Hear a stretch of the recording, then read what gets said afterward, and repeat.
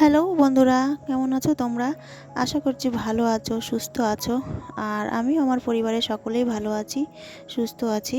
তো আজকে আবারও চলে এলাম নতুন একটা ছোট্ট ব্লগ নিয়ে। আমি রিঙ্কু তোমাদের সামনে।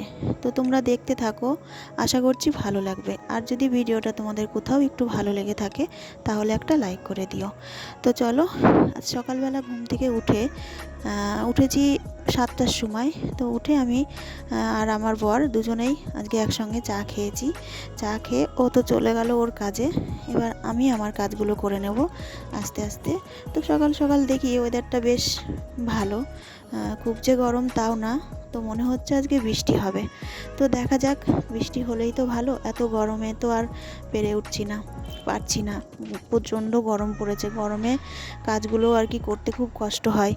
তো যাই হোক, কষ্ট হলেও তো আমাদের করতেই হবে।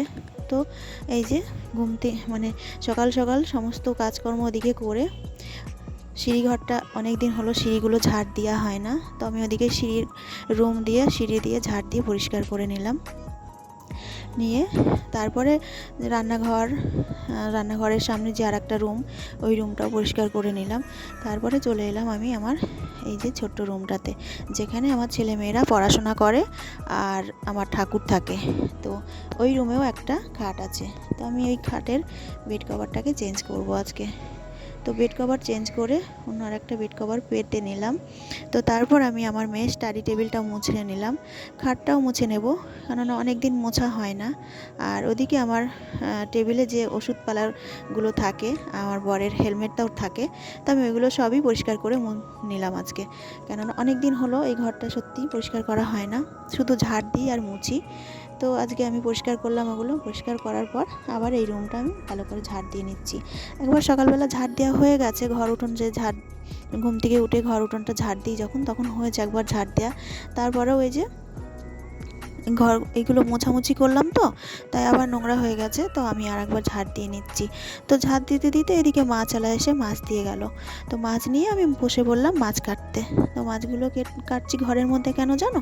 রান্নাঘরে দরজা বন্ধ করে আমি মাছ কাটছি, কারণ বাইরে অনেকগুলো বিড়াল পাহারা দিচ্ছে আমার গেটের বাইরে, রান্নাঘরের দরজার পিছনে বসে বসে।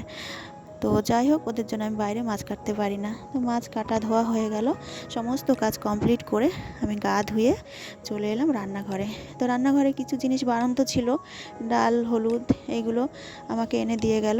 তো আমি সেইগুলোই সব জায়গা মতন রেখে দিচ্ছি। আর আজকে দুপুরে রান্না করব, এই যে মাছ কাটলাম, মাছের ঝোল আর মাছের মাথা এনে দিয়ে গেছে, রুই মাছের মাথা দিয়ে মুগের ডাল আর বেগুন ভাজা, ভাত। তো ওদিকে ভাত বসিয়ে দিয়েছি, ভাতটাও আমার হয়ে গেছে। মাছগুলো এই যে ভেজে নিচ্ছি। তো চলো, রান্না বান্না কমপ্লিট করে তোমাদের একবার দেখিয়ে দিই আজকে আমি কি কি রান্না করলাম। ভাত করেছি, বেগুন ভাজা আর মাছের ঝোল আর মাছের মাথা দিয়ে মুগের ডাল। তো ওই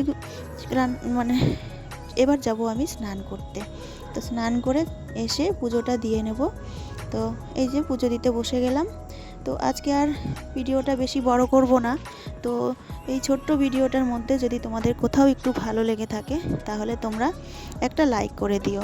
আর যদি তোমরা চাও শেয়ার করতে তাহলেও শেয়ার করে দিও। তো চলো, আজকের মতন এই পর্যন্তই। কালকে আবারও আসবো নতুন একটা ব্লগ নিয়ে।